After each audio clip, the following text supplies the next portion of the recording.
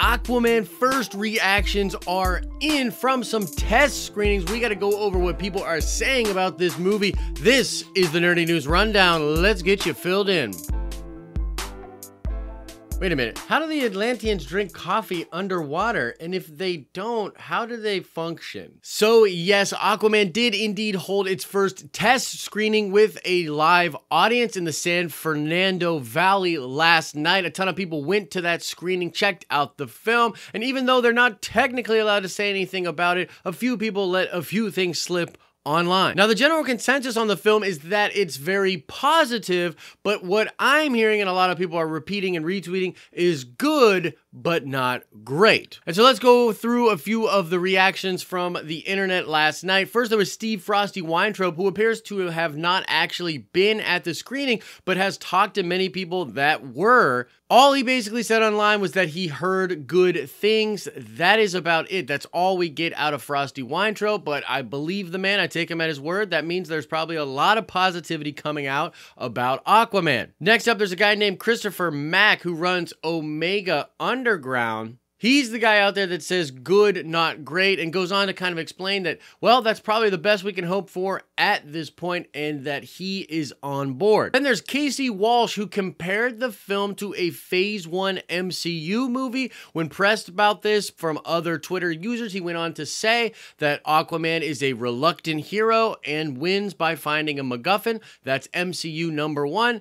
Basically, if you like the MCU Phase 1 films, you're going to love this movie, but if not, it might not be for you. That is what he is basically putting out there online. Now, it's really great to get this kind of positivity coming out for Aquaman. We've spoken about Aquaman a lot on this channel. It's DC's only big feature to come out this year. The trailer really blew people away from San Diego Comic-Con. This world looks immersive. It looks bright. It looks like a new kind of thing for the DCEU. And so we're personally pretty pumped for it. Now, on top of all of that, it's good to get some of this criticism at a test screening as well. Of course, DC and Warner Brothers can now go in and make a bunch of fixes to the film, a little bit of editing here and there to help improve its test screening score and get it ready for its December release. Now, as far as my personal opinions about what we're hearing out there, especially when it comes to the MCU Phase 1 comparison, I'm not really worried about that at all. After all, this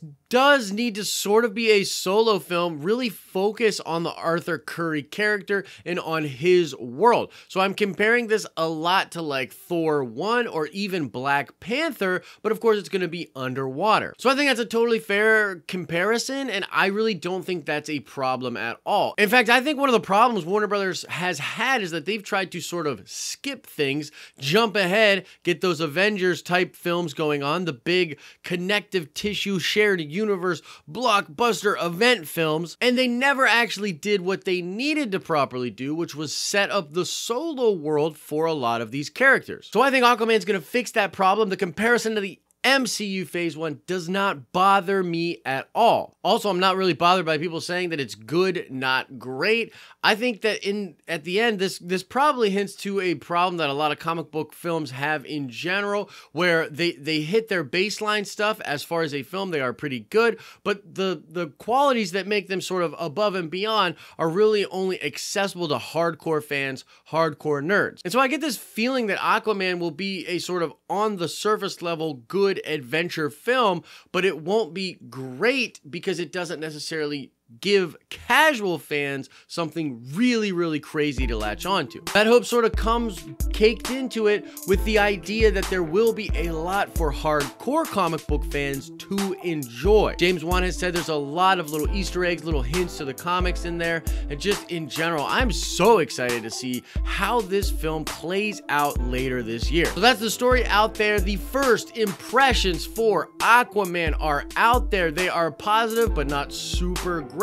And the comparison to the MCU Phase 1 is something that a lot of people will be talking about, whether it be negative or positive. Let us know what you think about what some people are saying about Aquaman, and just in general, are you excited to see this film or not? Let us know your thoughts in the comment section below. That's gonna do it for the Tuesday show. We're getting rolling here. We're getting rolling. We're almost halfway through this work week. As I always say, I hope you are having an awesome and nerdy day, and I'll see you in the next video.